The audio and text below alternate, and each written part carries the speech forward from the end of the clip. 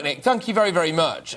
This is staggering. Why are so many young boys stabbing each other to death? The answer that nobody really wants to hear is because nobody cares. That really is the answer. This has been going on for decades, getting worse and worse every decade. We talk about it all the time. We throw our hands up in the air and we go, oh, what a shame.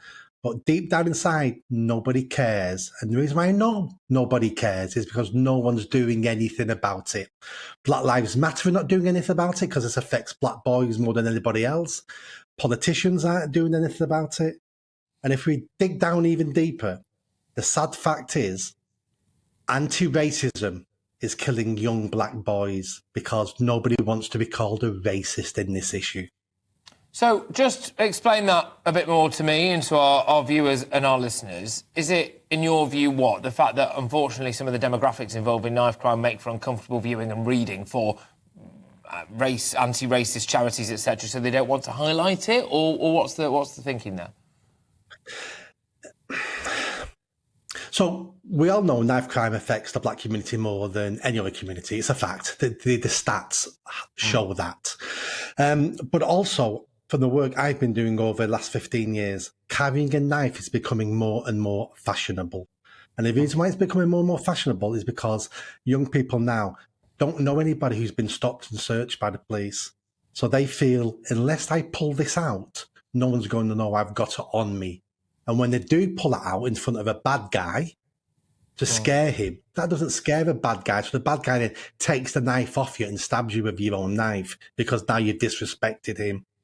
But if we're looking at the so-called race angle, the police are terrified of stopping young black men in case they're called racist, in case passers-by film them and are screaming at the police, you racist, you racially profiled that young person. But what the police are trying to do is save that young person's life. And I've almost come to a stage now where rather than disrespect young people on the street and search them for knives, let's wait till at the morgue and we can search them in private. That's a lot better for everybody. That's how we're running our anti-knife crime initiatives now. Let's search them at the morgue. When it comes to stopping knife crime, a lot of people will go, well, stop and search, surely, is the answer to this. But that has a lot of connotations, doesn't it? So how do we stop young, mostly boys, let's be honest, carrying knives? Several things. The first thing is stop and search, but it is politically tricky to increase that.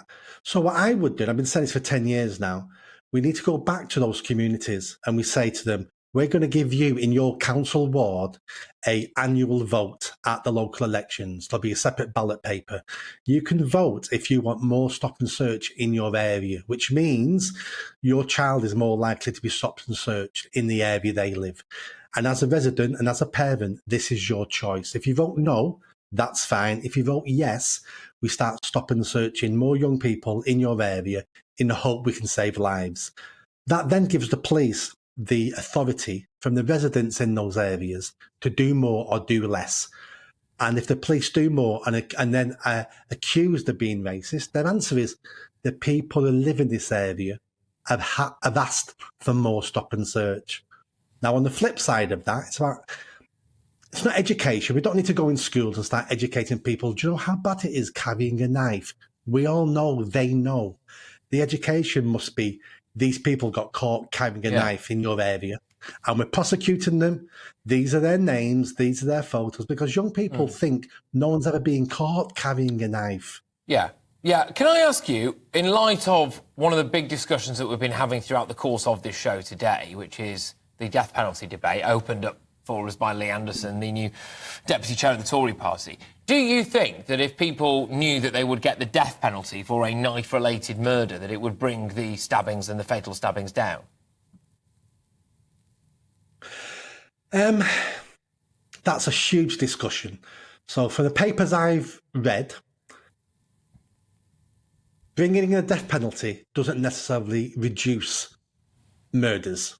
Because people who commit murder don't think they're going to get caught anyway. Yeah. The people who are psychopaths don't think that far enough ahead to realise the consequences to their actions. So it doesn't really affect that. the death. I'm in favour of the death penalty for many different crimes.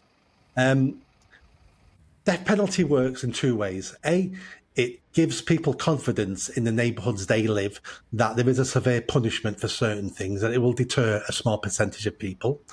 It's then also a warning to wider criminal society that there's lines you cannot cross. Yeah.